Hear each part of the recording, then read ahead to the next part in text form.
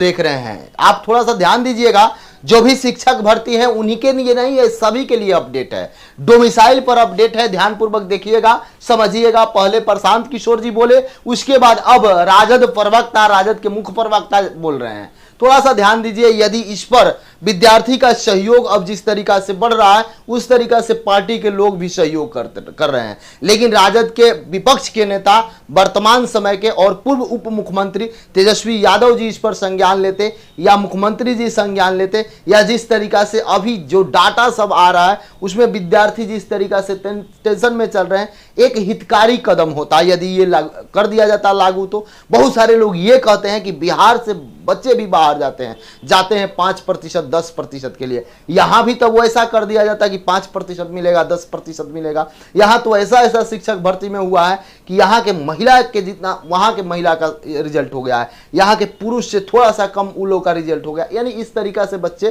थोड़ा सा ध्यान दीजिए, इसमें क्या है मेन बात समझेंगे। साफ तौर पर देखिएगा, चितरंजन गगन यानी राजद के मुख्य प्रवक्ता है, हमारी पार्टी, यानी उस समय तो आप थे, लेकिन फिर देखिए हमारी पार्टी और हमारे नेता कभी भी डोमिसाइल के खिलाफ नहीं रहे।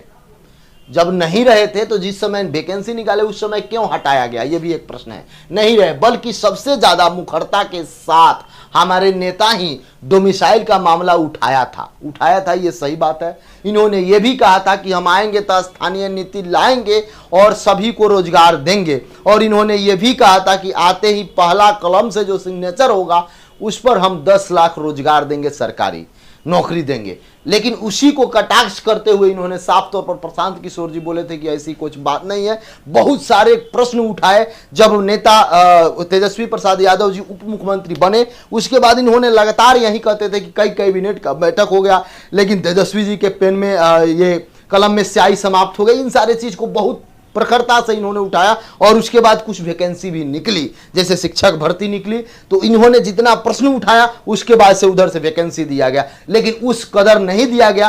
अब डोमिसाइल को लेकर चूंकि इनका भी मानना है, प्रशांत किशोर जी भी मानते हैं कि यदि विद्यार्थी को बिहार में ये जिस तरीका से नौकरी की समस्या है, जिस तरीका से रोजगार की समस्या है, थोड़ा सा यहाँ के लोगों को यदि ध्यान दिया जाए तो कुछ रोजगार मिल सकता है। डोमिसाइल का मामला उठाया था, पर कुछ स्थितियां ऐसी हो गई थी कि यदि डोमिसाइल पर अड़ जाता तो लाखों शिक्षकों की बहाली फंस जाती। इन्होंने ये बात बोलकर बस अपना पल्ला झाड़ दिया।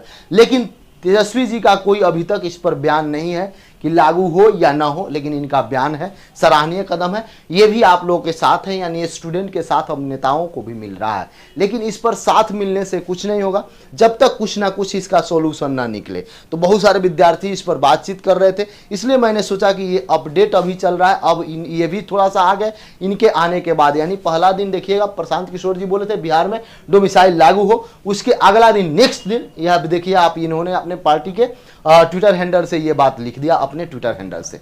तो इस तरीका से नहीं होगा, इस पर विचार करने की जरूरत है। अगर आपको लगे सभी लोगों को कि हाँ डोमिसाइल लागू होना चाहिए, तो इस वीडियो को सरकार तक पहुंचाएं। यदि सरकार को इस बात को समझ में आए कि हाँ वास्तव में यहाँ के विद्यार्थी ठगे हुए महसूस हो रहे हैं, तो आप डोमिसाइल लागू करें।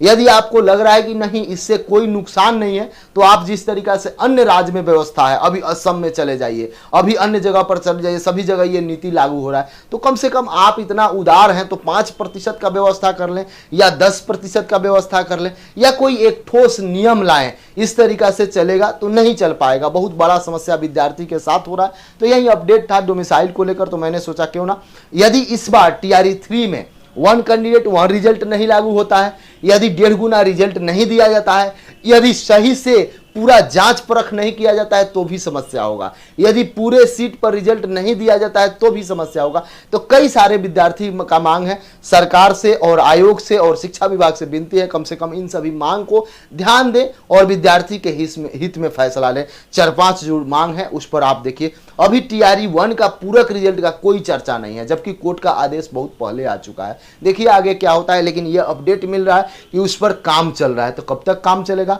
या डबल बेंच की तैयारी हो रही है, जब तक जो अपडेट आएगा आप सबको दिया जाएगा। यदि आप एग्जाम टूर पर नए हैं, चैनल को सब्सक्राइब कर लेंगे, लोगों में शेयर करेंगे। जय हिंद।